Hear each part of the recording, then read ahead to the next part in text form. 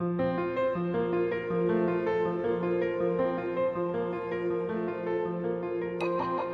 is Inner Healing Paths podcast. Here we discuss the healing of the mind, body, soul, and spirit through a variety of different paths.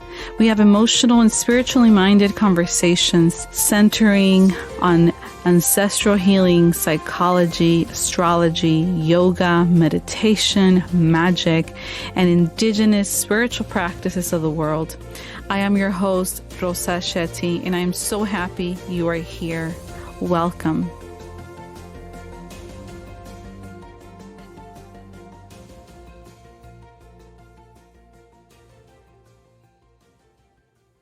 Hello, everyone. Welcome back to another episode of Inner Healing Paths podcast. I'm your host, Rosa Shetty, and this episode is with Xolayruca. Xolayruca is a medicine woman. She's a healer. She's an entrepreneur. She's a poet. And in our conversation, she was just so candid and so generous in how she shared her wisdom, her journey. She talked a lot about her life, her upbringing, and what formed and shaped who she is at this point in time. Xolayruca has a company called Spiritual Cabrona, which specializes in making candles. She makes these beautiful candles with powerful affirmations on them. And if you have not seen her work, please check out her website or her Instagram account at Spiritual Cabrona. And, one of the things that I really enjoyed about our conversation is that she is just so funny. You're going to hear us laugh a lot. We just talked about so many different things. It's hard to put it in the intro because our conversation just went so many different directions. We actually recorded this episode a couple of months ago, but, I feel that Spirit has me put out what is needed, in the collective. And at this point, I feel that her message is so timely. She shares about her healing journey, and she shares about what helped her recover and how she is now using these gifts as a medicine for the folks that she works with. Strong language was used because that's just how we had the conversation. So FYI, we have little ones around. So I am so excited for you to listen to this conversation, and please share with me your thoughts, your impressions, how you found it helpful. If you feel called to, please share it on social media, tag me on it. You can tag Xolayruca or Spiritual Cabrona as well, and we can share it. If you feel even more, called to help us out, you can leave a review. And as you know, I've mentioned before, reviews really, really help in boosting our presence here, especially in Apple Podcasts. So we definitely appreciate your support in that way. So without further ado, here's a conversation with Xolayruca. Take a listen. Hello, how are you? I'm doing well. How are you? I'm doing so good, and I'm so happy that you're here and that you agreed to do this podcast interview with me. Well, thank you for having me. I really appreciate it. Yes. So to get started, can you tell us a little bit about yourself and the healing work that you do, and then we'll go from there. I love it. So I go by Xolayruca, and the reason it's my poet name, and Xola comes from our indigenous Xoloscuintli, and then Iruca just means an old. So when you put it together, Xolayruca just means old bitch. I love it. It's just a play on words, and it just allows me to find and tap into back to my indigenous authenticity and medicine and roots. And definitely what I feel one of my medicine is humor. It's humor and storytelling. And something that came about it for me has always been, how do we deal with what comes up in our lives? How do we face it? How do we get through it? As opposed to bemoaning, right? And so I was adopted, and I didn't find out I was adopted until I was 18. And so that for me has really what would you say, flavored, colored, kind of took the theme of my life because it was such a Yeah, of chasm. course. Yeah. And, you talk a lot about inner healing and inner child healing. And as you and I met going through this apprenticeship, and we had to do our family tree for the North Direction, right? I was so staunch against that. I'm like, this fucking family tree can suck a dick. I'm not about to do this. Like, this is stupid. I don't even want to touch it. Yeah. And part of it was because I didn't have a family tree beyond knowing who my biological mother was. And I felt so fraudulent. I felt so fractured, not having this. Someone had said it before. They came from a pedigree of a certain type of women or a pedigree of a certain type of people. And I just remember feeling so jealous hearing that because I had no clue. And so this assignment, I was not happy with it. And so I knew that I had to forge through. And our maestra in that moment was like, so why are you so staunch against it? Obviously, there's something there. And I really started to do a lot of ancestral discovery. And I was able to do a reading with Tiana Maquilar, who I absolutely adore. She created the Hoodoo Tarot, and she does a lot of ancestral work on the intuitive level. And as I got a reading from her, first and foremost, she's someone who's super straight up, in your face, gives it to you as it is. It's not sugar-coated. And pretty much what she told me is, how dare you discount this lineage of people that have given up their lives for you to be here in this, position of privilege, and for you to discount and shit on them because your biological parents weren't able to be there for you. And I was like, Oh, damn, okay, who this? What? And the way that she explained it to me in the reading was just so powerful. And there's a reason she's booked months in advance, because she's the real deal. And so in that moment, I started to tap into opening myself up to my biological paternal and maternal lineages. And in that moment, it was like the Pringles, like, seal came off of the, like the, and my intuition just started popping. And so many things started to come through in terms of just really trusting myself in this medicine. And through it, I was able to birth Spiritual Cabrona. And Spiritual Cabrona is really about, it's a brand about empowering women and acknowledging that we've been through shit and we've been kicked in the panocha so many fucking times and it hurts. But instead of ignoring what's happened to us, instead of bemoaning and fuck, why me, creating this community of, I see you, sis, like, fuck, I know what it feels like to be broken, to I not love know, that. Yeah. right? To not know how to get the fuck up. Just getting real, right? Yeah. Just, Super fucking real, right? yeah. Because Mm, there's another thing too, is that sometimes some of the spirituality stuff doesn't land on me because it doesn't speak. My inner child gets cussed at. My inner child is used to, some strong language, and it's loving, but it's strong words.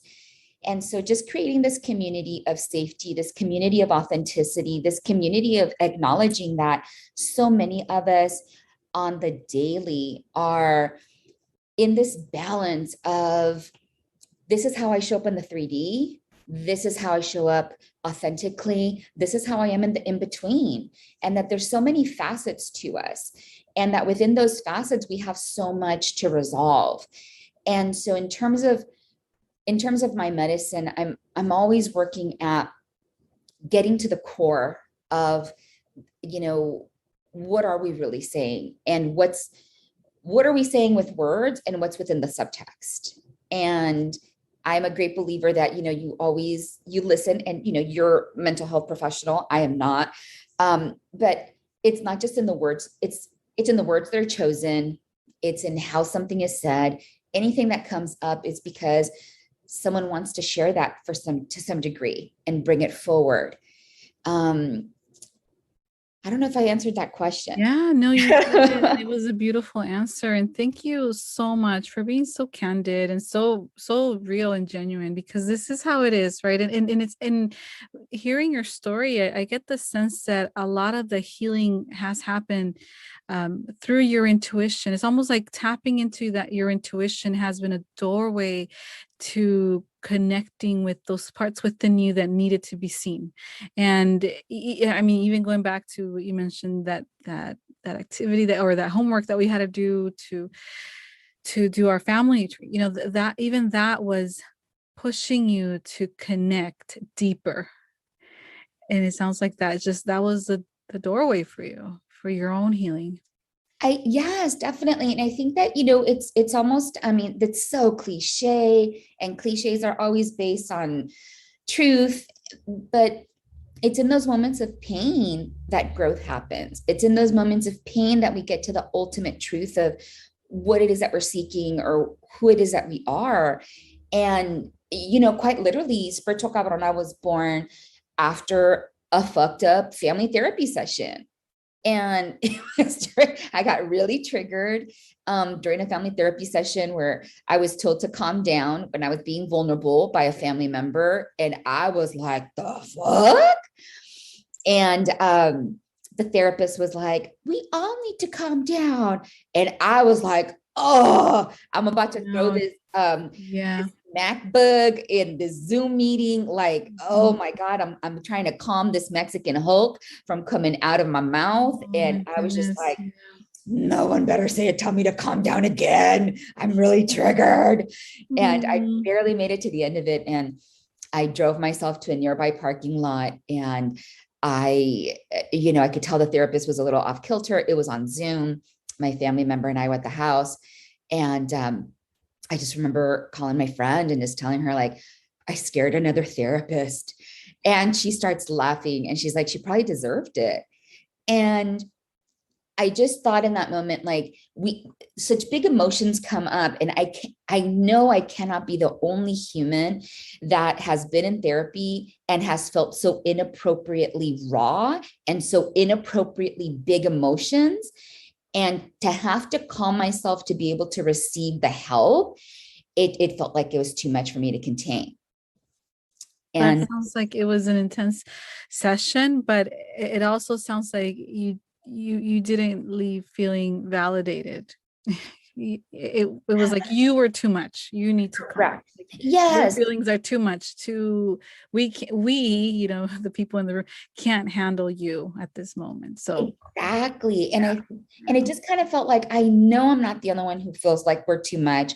I know that there's more of us that are feeling like we're trying to again walk this balance between the 3D, our dysfunctional upbringing, and walking in a good way and doing things in the right way, but still having triggers. And yes, I wear a suit to school, to work. Yes, I have formal education. Yes, I have all this, but guess what? I'm still healing. There's parts of me that are still broken. And how can we create this being too much? And I told my friend jokingly in the car, I was like, you know what? I need a fucking candle right now that says, tell me to calm down one more fucking time, bitch. I said, that's the candle that I need right now. And my friend's like, you should make it. And I was like, yeah, I should, huh? And I'm like, ha, ha, ha. She's like, Karina, I'm sorry. She's like, you should make it. And I Yeah. was like, what? And she's like, you're not the only one, I'm sure. And so that's when I sat in my car, and in the notes of my iPhone, I started like the manifesto that's Spiritual Cabrona. Wow. That's where I started, like, these are the tenets. And it's been very incredible to see the community grow online and have women that I've never met, but that have said, like, I feel seen at last. Yeah. I feel like, oh, thank you. Yeah. And that heals me Yeah. so much, to not feel so alone in these big emotions and this shared experience of, there's a lot that we have to mitigate, being bicultural, being, breaking these generational traumas and curses that we've committed to doing because we're walking this spiritual path. Yeah. Oh my goodness. Your words just really, really touched me. And I just feel that how many women are told every day they're too much, right? And that their feelings are too much for me to handle, so get it together.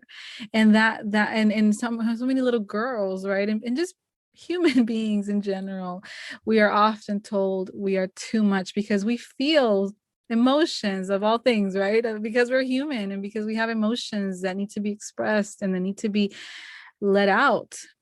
And I just feel like it's such a powerful journey that you've been through, and to be able to tap into that need, because it is a need for people to be validated that your feelings are welcome. Your feelings, your big feelings, especially your big feelings, they're welcome and they're seen and they are acknowledged, which is essentially what you described. Is I want these candles, or what you're creating with your spiritual cabrona brand, is I want to acknowledge, I want to acknowledge these big feelings, and to know that we see you and we feel you as well.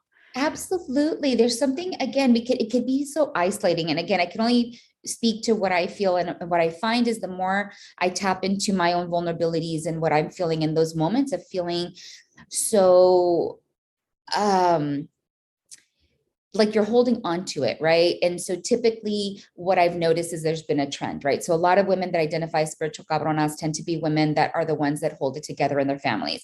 They're the ones that are, the voices of reason. They're the ones that people go to for advice. They're the ones that people go to when something, shit goes down. They're the ones.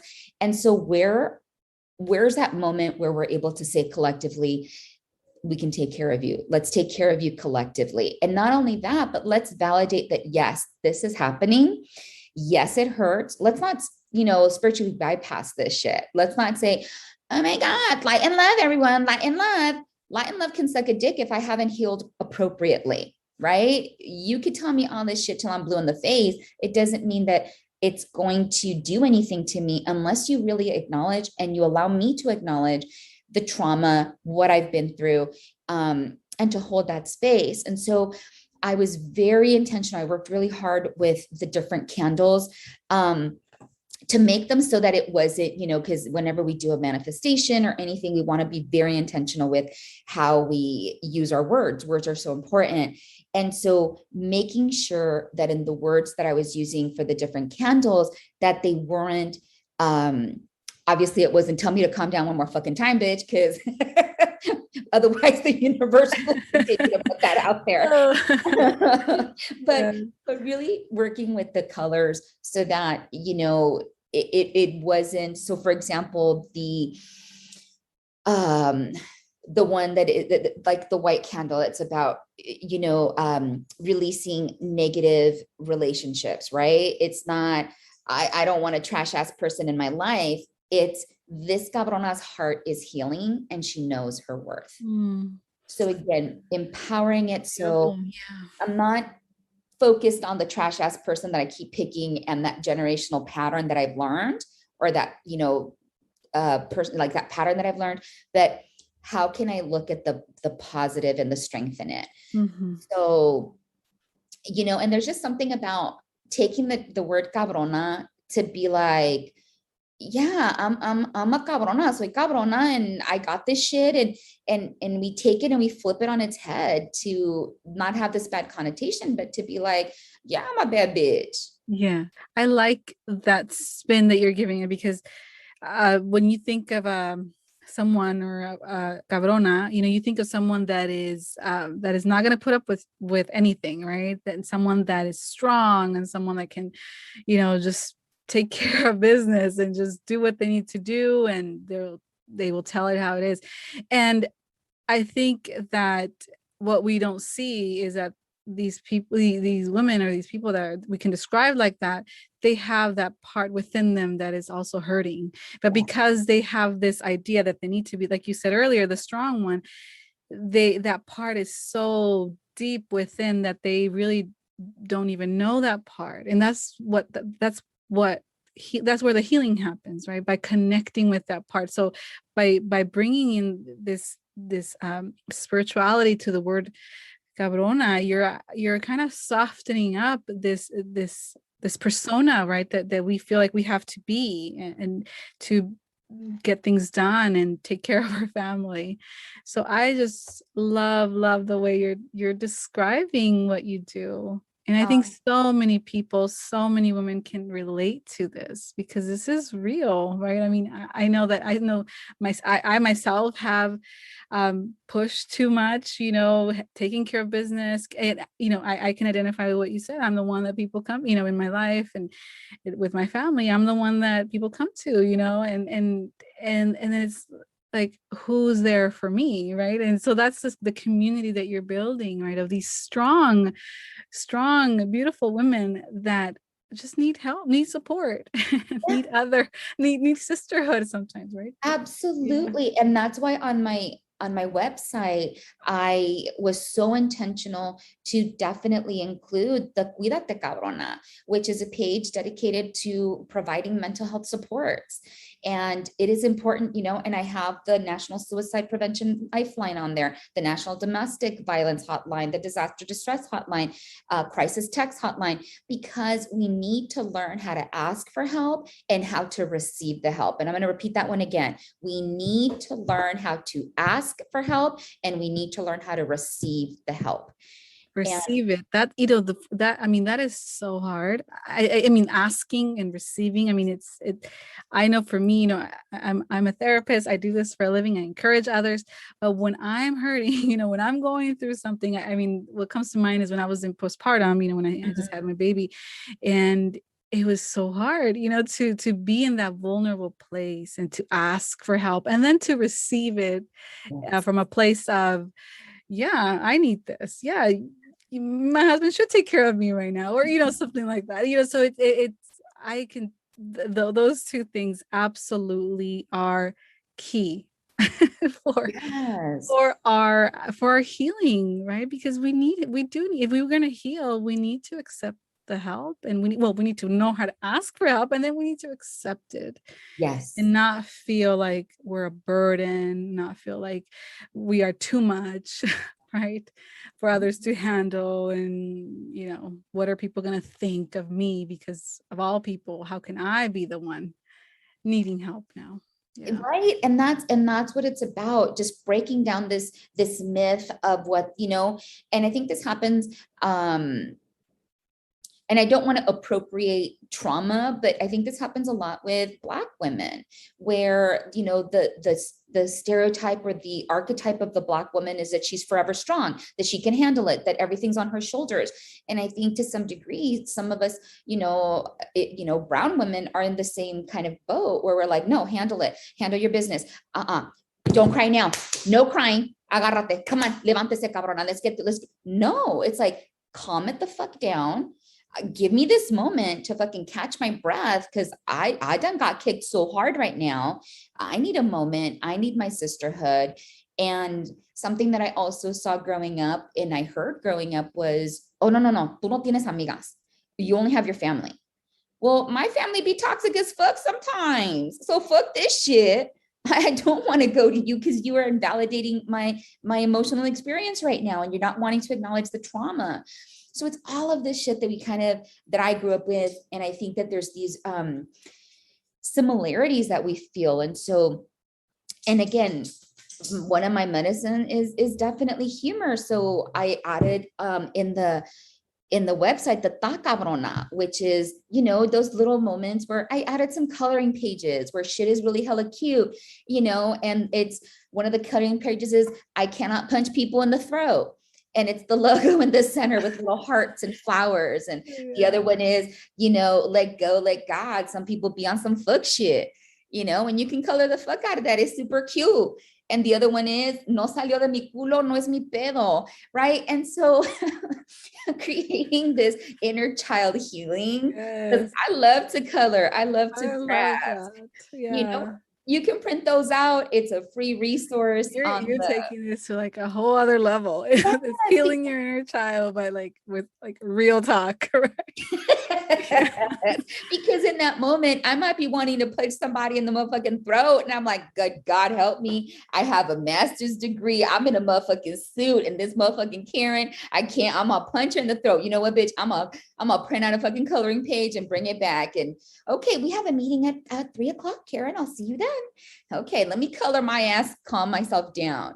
So for Spiritual Cabrona, it's more than just the candles. It's really about building this support, this online support that's there when we need it and how we need it. And I just feel so encouraged because, just to not feel alone, and to know that it is, people have been so kind, so kind. I received a message from a friend who was like, I've been getting such positive, response. And somebody said, and said that they felt seen at last. And this is someone that I've never met in my life. And this is someone, and I'm just like, wow, that's gotta be dope. That's gotta be dope as fuck, to not feel, to see something that calls to you, that really like, lands some type of way. Yes, absolutely. And it's the ripple effects, right? That you won't get to see, but they're happening, with every for you is with every purchase, with every printout that, there's ripple effects. With family, with coworkers, it's just and we don't see that, but they're there. And that's the how powerful the work that you're doing is, and the impact that it's having. Yeah. And thank you for being so vulnerable, because I know this is hard stuff to talk about, and for being willing to share it, in this space. Oh no, thank you for providing the space, because I think, like I said, we don't talk about it enough. And I think, going through and telling people like, oh no, I'm hella sensitive, and people being like, what, you? I'm like, yeah, bitch, that's why I have the hard crunchy exterior, because I'm sensitive as a bug. I have a soft middle on the inside. And but what does, where I do integrate this medicine is in my 3D. So because I work with children, it's great to work with children and tell them and validate, it's okay for you to feel this angry. It's okay for you to feel this sad. You just can't, nobody can be catching your hands, but you can feel angry. You just can't be, laying hands on people like that. But it's okay. And just to validate can do so much. Just that validation and the witness. And I'm sorry, dude, that sucks. You're right. It does suck that happened at home. And I'm sorry that that's the response that you got. Or even with the adults that I work with, where all of a sudden we're having these mini platicas and they don't necessarily know what's going on, other than I might be saying like, wow, so you're having a lot of pain on your left side, right? Okay, would you allow me to share something? That's your feminine side, that's your receiving side. So how are you receiving from others? Oh, I haven't been, I've been doing. So how can you start to do that? And to, it shifts things, it shifts the dynamics in the workplace when you start to have those types of conversations when typically you weren't before. It's like you're bringing your medicine wherever you go, right? Whether you're in that role or not, but in whatever, in your capacity and working with kids, you're able to bring that. And in a way, it's is in that moment you're providing that healing for them in that moment, right? Of validating their emotions. That's healing, and that's so powerful, especially coming especially for a child, and hearing this from an adult.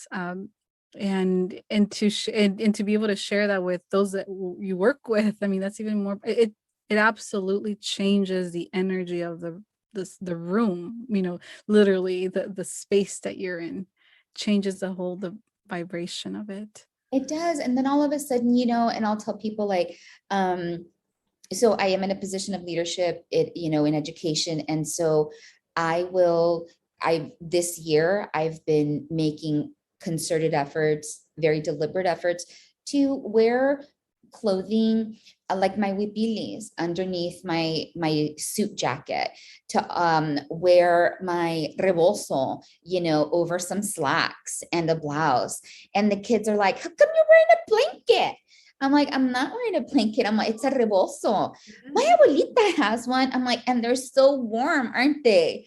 And so I can't talk with every child on every single day, but what I can do is control how they see me. And do they see themselves reflected? Do they see their home reflected? Do they see their indigeneity reflected in how they see me, and to be in this position of leadership within their school. And so Absolutely. just to really, shift that paradigm of, okay, well, we work so much with identity when we're working with students, when we're working with children. And so how are we molding that identity, and how are we validating their own experiences? And And how, the representation, right, matters. Like them seeing you acknowledge, like you say, through your outfit, acknowledge their roots. It's so, so powerful. I mean, right now, as you were talking, I was thinking back to people when I was in grade school and elementary school and middle school. Sometimes, of course, people, the adults in those settings, they're not aware of every single child, but every single child is aware of them, yeah, right? yeah. And they create such a powerful, and they send such a powerful message, and they create these memories, whether directly or indirectly, right? And how wonderful it would have been for me, this little brown girl in elementary school in Pomona, to have someone in my school wear a rebozo like my grandmother, like my abuelita or my mom. So beautiful. Thank you, sis. And like I said, so that's where it's really evolved. Or before, I think I felt very, I've always, and I think all of us that have been called to this medicine have always been in it, right? But I never called it energy work. I never said, I work with energies. I would never have said that. I would have said, oh, I work well with people. And I wasn't calling it what it was. Now there isn't a shame. There isn't this sense of like, what am I doing? Is this a soft skill? What is this? No, there's a name for it. And what I am doing is I'm providing a space for healing. I'm being witness for healing. I'm able to hold that, the mirror for those that I come in contact with. And so being deliberate and intentional with how I show up and the interactions that I have, and also being and seeing the effects of it. So going back this school year, seeing, it's all a muscle. And so seeing how, doing temascal, doing, the different exercises, working with, candles, working with connecting to our ancestors and drumming, and all of those things really do help to mitigate and keep us in balance. And so as I go back, these, things that happen, like, oh shit, okay, shit just hit the fan. Okay, so we're going to turn off the fan so that shit doesn't keep splattering. Do we have paper towels or towels? How are we going to clean up the shit? How far did the shit go? It went that far, right? As opposed to before, oh my God, it hit the fan, it's going everywhere.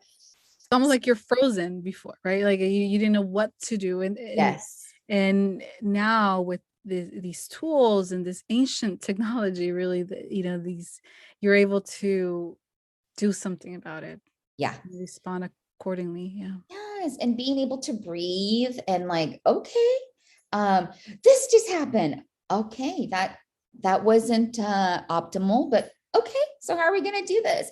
And not feeling like I need to do something now. I'm responsible for it, or that this is now, negating all the work that I've done up until now. All of these old, self-talks have really shifted and are continuing to shift. I mean, don't get it twisted. There's moments where I'm like, fuck, what's accounting like, Yeah. We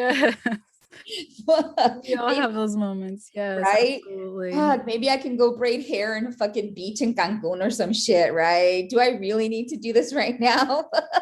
So it's not always great, but also knowing that I do have tools and community, and quite honestly, having Spiritual Cabrona to be able to process. So when you see the memes, when you see the shit that's happening, when I think I posted one time, like, I'm tired of getting kicked in the panocha. Like, that's legit. Like, that's the for reals. That's coming from my soul. That's coming from my panocha being hit too many times. You're like, look. Yeah. So I'm Yeah. not phoning these in. These are like Mhm. real life shit that's happening, in that moment. Absolutely. Yeah, and I think that's your gift, to bring humor and realness and just I think you're just, I mean, for what I, the sense that I'm getting is that you're trying to show your, just the your authentic self is coming through, not in the way of just being connecting with others, because what you're expressing is what a lot of people, or if not most people, are feeling. You're just putting it out into words, putting them on a candle, and allowing them to be, allowing this candle or whatever, the product that you have, to be a mirror to them, a mirror to what they're already feeling, but you just help them express it, externalize it, bring it out into from outside of their mind to something that tangible. And that's just, that is so helpful, so powerful. Oh, thank you, sis. And like I said, I think it's also about trying to find some level of, okay, well, what do I do now? Right. So, like the example of shit hitting the fan, right? Okay. So, step one, turn off the fucking fan so that it doesn't keep splattering. So, same thing when something happens in our lives. Well, what can we do? And ritual is so powerful. And that's why I like candle manifestation and working with candles, is because the ritualistic act of, let me focus my intention. Can you do this without a candle? Fuck yeah, make it happen. Do it without it. I have just found that it allows me to focus my energies, my intentions more directly into something as like a ritual, to prepare the candle, to activate the candle, to, really focus. And to me, what's really important is the make it happen, Cabrona, which is the manifestation postcard that comes with the candle, which is writing down and really visualizing what you are like after your intention has come to fruition. So really sitting with it. What does this look like, right? What does it look like for me to have gone through this challenge? What does that ideal, me look like? And writing that down so that when you are lighting your candle each night and lighting your incense and, focusing with that crystal, that you are focusing on that intent. Because what happens is we don't want to get stuck in the, but why? Why did it happen to me? I don't know. Why me? And it didn't happen to that person. Well, ahí te vas a quedar. Like you're fucking stuck there, So instead of getting stuck in that mire, okay, how can I allow this to flow through me and let me try to get through this?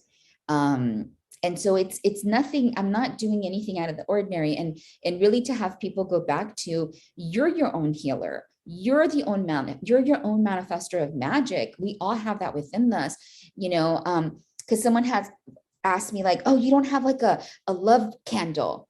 And I'm like, bitch, no, I'm not. Like, that's so artificial. How the fuck you gonna find somebody and you still so fucked up on yourself? Like, you can't even love yourself. So it always goes back to you, how are you working on who you want to be to attract who you want to be with?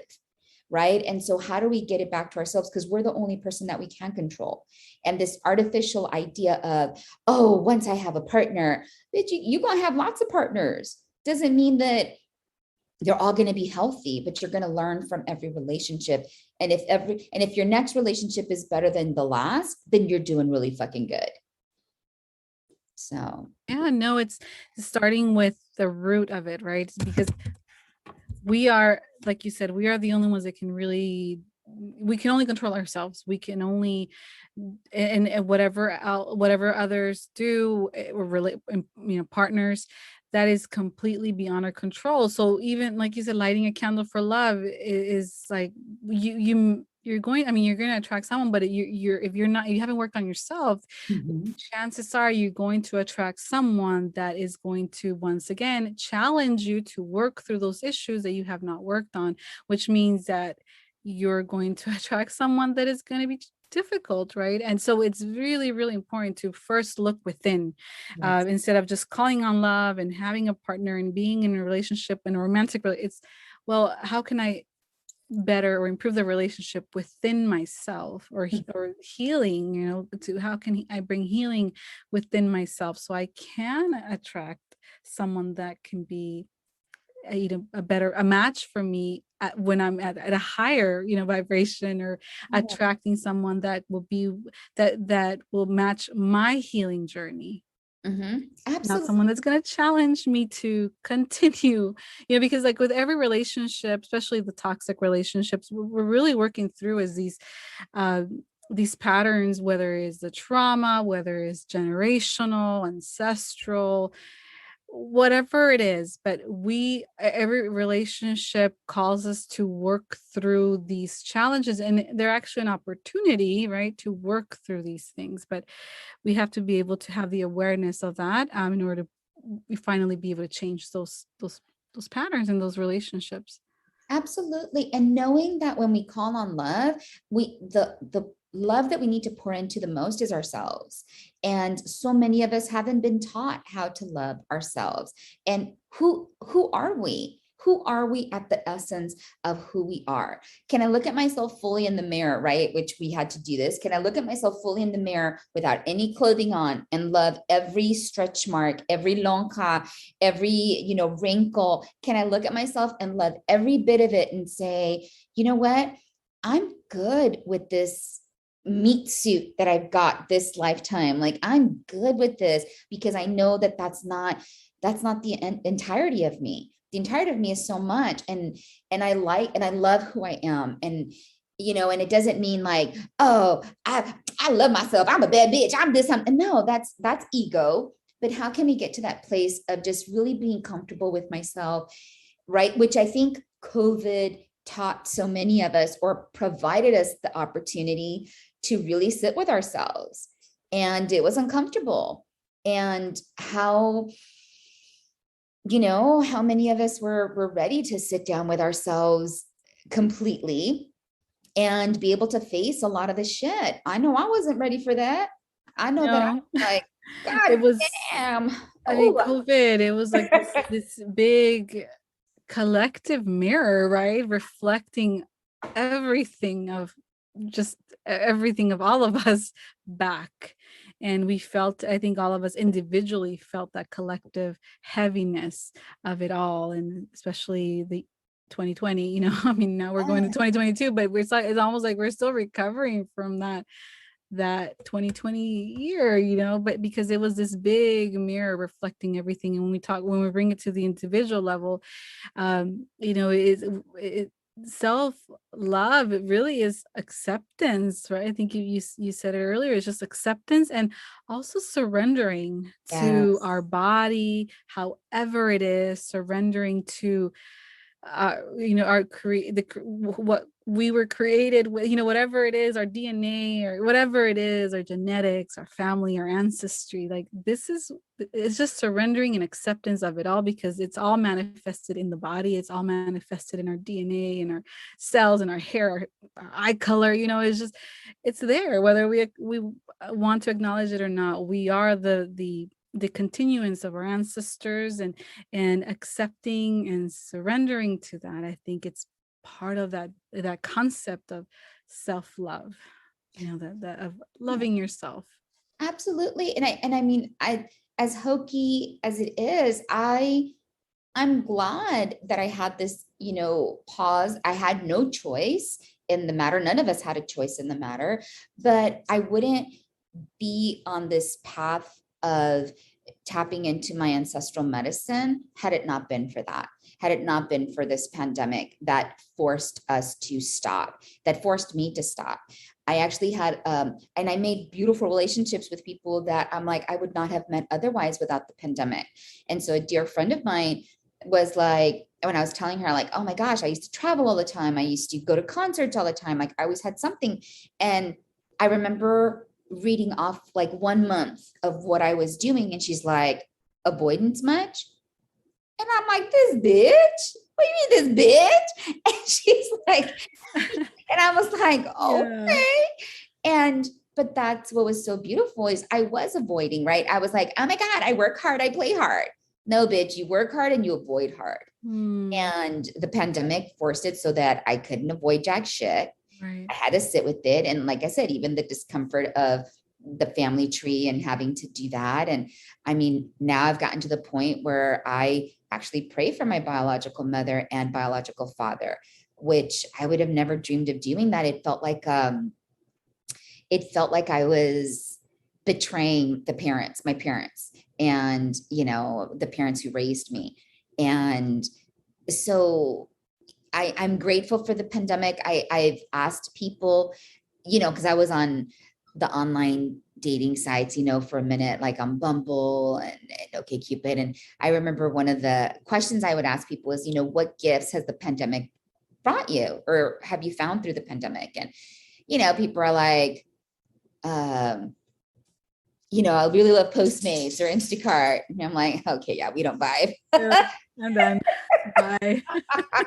Although don't get it twisted. I still do Instacart. I love Instacart. I could really get used to having an assistant and not going to the store ever again.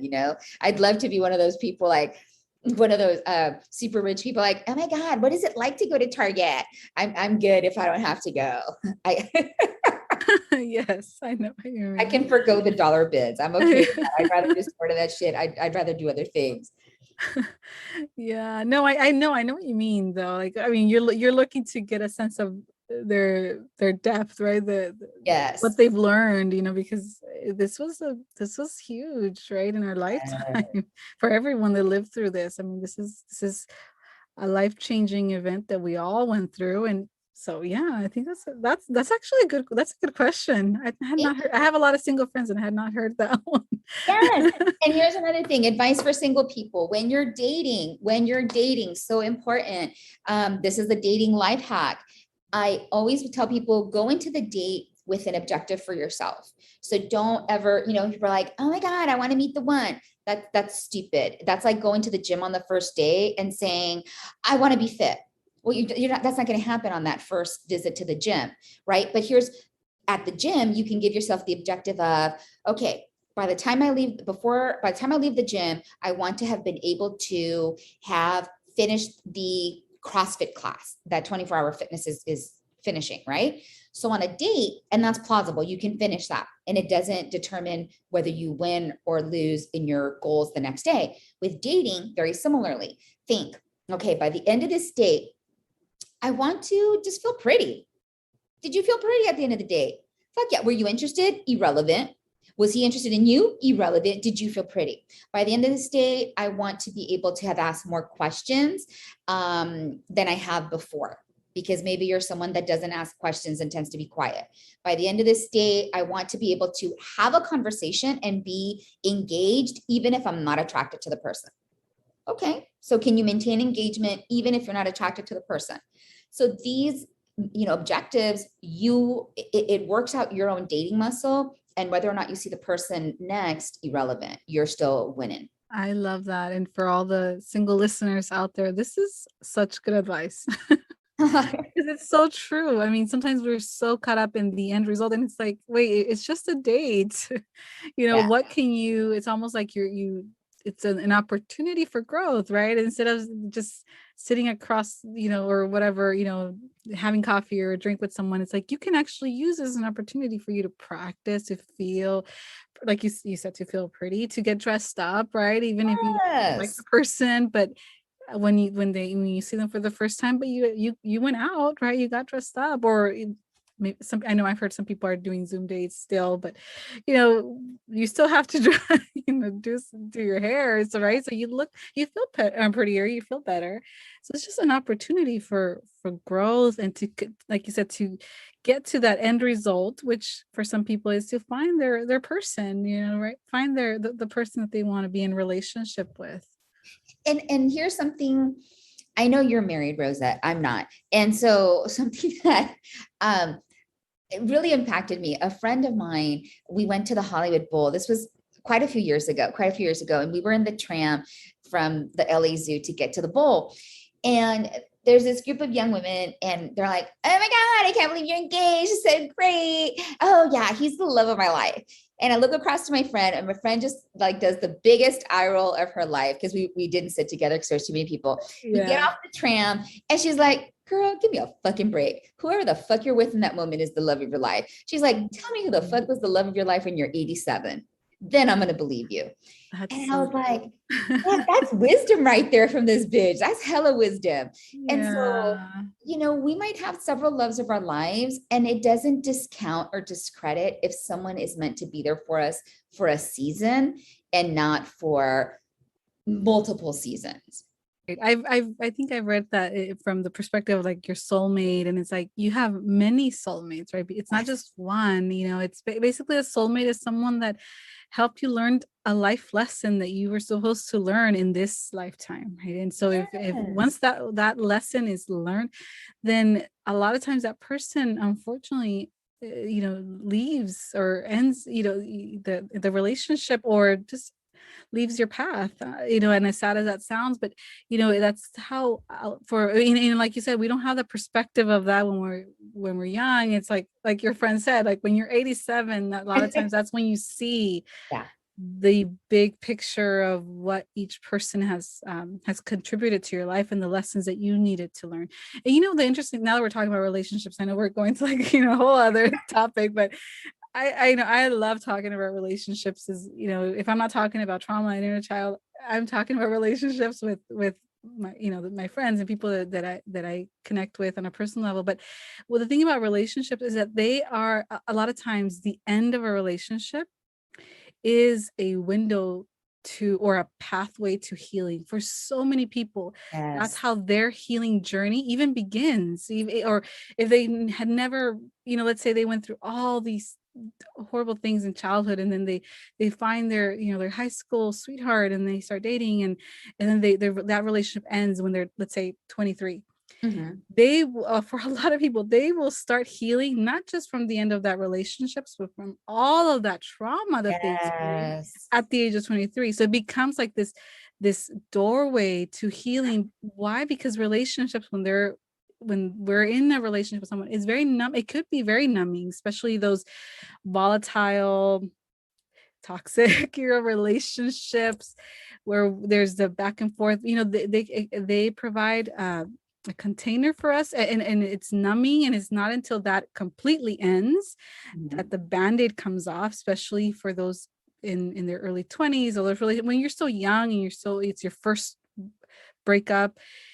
That's when you start healing, not just from that relationship, but a lot of these patterns, the traumas from the past just come flooding, to the surface.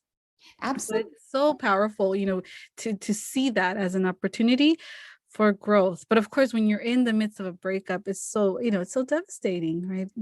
Yes, and I think and any time that we have anything traumatic happening, like the end of a relationship, or just conflict, intense conflict in a relationship, I think we've been fed, um, and I'm making general terms, but in my experience and the relationships that I saw modeled were so incredibly unhealthy.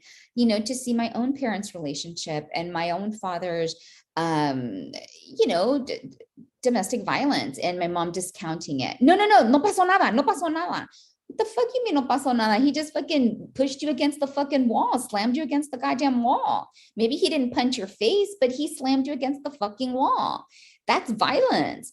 Um, and not being able to talk about it. And so, for a long time, um, my mom would really push on me, Cari, ¿por qué no estás casada? Cari, why don't you have a man? Cari, or no, not, I mean, I've had relationships, but not, and for a while, she didn't even want to meet the men that I was dating, even though they were strong relationships. They were, relationships that I'd been with in a few years, like for a few, no, no, no estás casada. And I'm like, who the fuck cares, And so the lack of support. And then finally, my mom, who is now going to be 82, and I'm, 44, about to be 45. My mom saying just a few years ago, Gadi, you're doing it right. Like, people don't change. And you're happy, you have your career, you're fulfilled, you travel, you have a home, and you're doing it right. To hear that from my mom was massive. Absolutely. And it's so interesting because, when we start healing, that healing is contagious. And the first line that receives that healing are our mothers, Yeah. and it sounds like in this process of you healing and working on yourself, and it's like she's been able, now she sees you, right? Mhm. She sees how good you have it, how good you are, Yeah. just as you are now. Yeah. Yeah, absolutely. And she's like, it's not good to depend on a man and you never have, Gotti. I'm like, nope. I'm like, I do what the fuck I want when I want to. And, and again, I just think that we're shifting. It's important to shift the paradigm as to what does I don't know. Growing up, you made me think about being in my 20s, but when I was that young, I remember thinking like, oh, there's a pinnacle of having made it. There's like this image of when I'm thinking that when I was this age, right? When I was in the future, when I was going to be 40 something, mid 40s, that I had to have, I was going to be married by then and owned a home and done this and done that. And I would have self-imposed so many limitations on myself versus in those moments of not getting what I felt that I wanted. And I wasn't always like open to like, oh my God, thank you, universe, for this. No, but knowing that what I got was so much better than what I ever could have imagined for myself. And how small the life that I had imagined for myself in my 20s as compared to what I'm living now.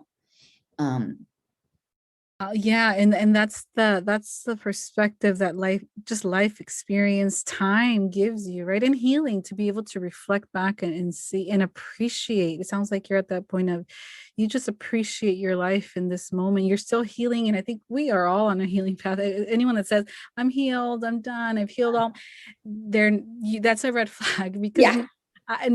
we're always evolving, right? We're Yes. always growing. I mean, I want that. I don't want to be completely healed at my age. I want to continue evolving because hopefully I'll live a very long life, and I want to continue this evolution, of myself, and that's part of the healing. But it sounds like, being able to reflect on your life like that is already such a huge blessing to have this perspective and to be in appreciation and acceptance of your life, the good, the bad, the ugly, whatever it is. It's your life, and you sounds like you just appreciate it so much because of what it has given you at this point. Oh, absolutely. Absolutely. And knowing that there's going to be, more challenges, but just being better able to handle them as they come. Again, universe, I don't want to tempt the universe, right? I don't want, universe is going to be like, oh yeah, bitch, try this one. I don't want to tempt it. But knowing that there's always a solution. And I think a dear friend, who is in her 60s was like, Patty, as you get older, te vale. Like you care less. Like you start running out of fucks.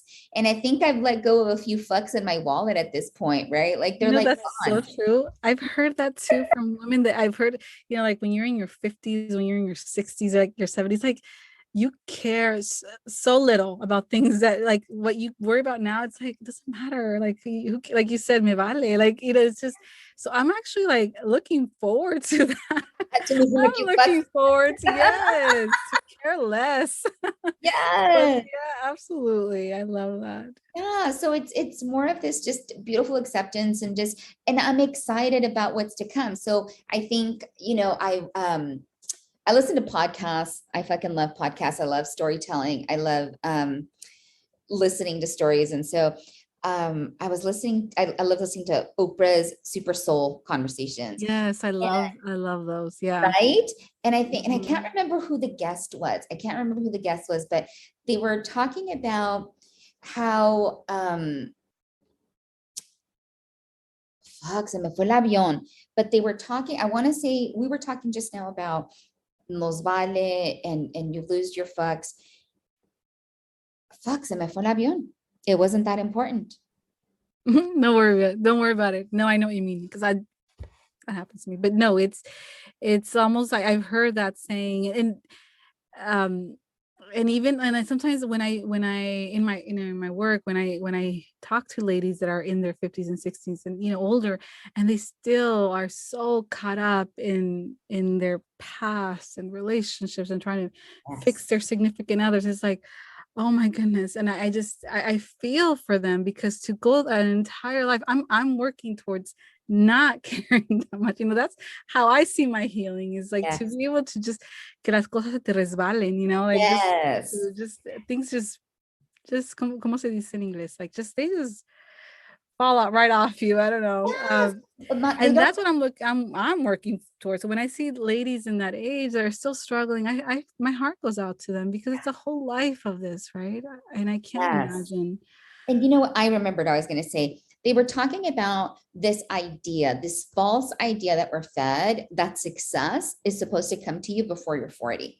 And the Ah, reality is that your life really isn't taking off until after you've been on the planet for a few decades. And so for me, I'm really excited to see where Spiritual Cabrona is going to go. I mean, I literally just launched in mid-July. I started the IG page in May. So it hasn't been a very long time. It hasn't even been 6 months. So I'm really excited as to where it's going. It feels like a very brand new beginning. And I think this idea, when I was younger, I had this idea that at 40 would have been my pinnacle, that I would have been peaking. And now here I am, and I'm not even nearly close to peaking. absolutely. You would have never imagined that you were going to create this brand, right? God, no, if you Of would have told me, yeah. if I would have gone to a reader, right? Like, let's say I would have gone to a reader, que me tiraran las cartas. I see you doing a business. I see candles and I see you doing some memes. And I would have been like, this is stupid. I want my fucking money back. Y'all fucking fake. Fake as Yeah, fuck. exactly. No fucking way. No fucking. Yeah, I know what you mean. I see your family struggles and through it creating something really big. Yeah, fucking headaches, but here it is. And at no point. So I think that there's something so exciting about the more we live, the more opportunities we have to growth. Our lives are, I remember being married. I got married at 18, going on 19. And when I was married and I was 22, I remember feeling so tired about thinking about the rest of my life because I felt so stuck. I felt so in a rut and I hated it. Now I feel so excited about what the future holds and the possibility and the opportunity. And so I think that's what's important, to see like, yes, right now you might be in a moment of like, fuck, ya que, like, fuck, universe, get off my nuts for a little bit. Like, God damn it, but it's go through it. It's happening for you, not to you. And a big life hack that I love to give people is something that really helps me out is always saying, universe, thank you for trusting me with this challenge. Thank you for trusting that I have the ability and the strength to get through it. And that it shifts your perspective. It Oh, shifts you beautiful. from, yeah, from like, Empowerment, right? It's a mhm, shift to empower yourself because if you are going through this, is because you can handle it. yes. So that just means Mhm. that you're that strong. Yeah. And it's almost like a puzzle, right? It's almost like a puzzle. It's what's counterintuitive that typically gets you out of the puzzle. So how can you put whatever your life is right there on its head to get out of it? Oh my goodness. This is so beautiful. I'm just enjoying this conversation. Everything that you're saying just resonates with me and in a very personal way because I feel like we've had certain life experiences that are very similar and I just love what you're doing and I love what you're putting out there. So for folks that would love to get to know you more and maybe work with you or buy some of the products that you're putting out there, how can they find you? Absolutely. You can go to spiritualcabrona.com. And even if you don't want to buy anything, there's a lot of free resources. Check out our Ta Cabrona page. If you don't want to punch someone in the throat, print out a coloring page. It's the Cuídate Cabrona for mental health resources. And I'm always open. If anybody knows of a good mental health resource, I'm happy to add it on there. Follow me on Instagram at Spiritual Cabrona. So yeah, it's a great community. I also have a TikTok. And one of the things that I do with the TikTok, if you notice, I'm very intentional about the music and it is Black Indigenous women of color who are the music artists that I select. So there are a lot of really good artists, but I do try to find underrepresented women of color artists that maybe aren't at the mainstream. So everything is very intentional. Definitely check us out, spiritualcabrona.com, and Instagram and TikTok at Spiritual Cabrona. Wonderful. Thank you so much for being here. And I look forward to another conversation like this with you. Absolutely. Thank you, Rosa. Yes, of course. Take care. You too. I hope you enjoyed this episode. I hope that you found it healing and nourishing to your mind and soul. If there's a friend that you think would benefit from listening to this information, please share it. Share about our podcast. If you feel called to, please leave us a review, as this really, really helps boost our presence here in Apple Podcasts, and it makes it easier for others to find us.